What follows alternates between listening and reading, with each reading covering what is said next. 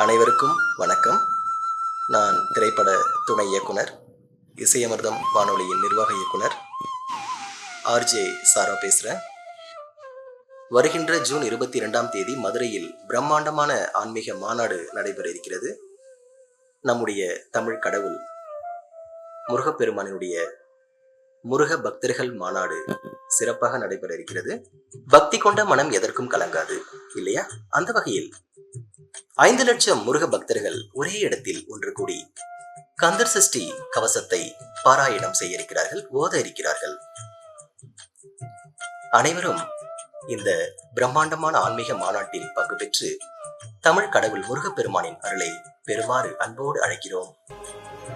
நன்றி, வணக்கம்.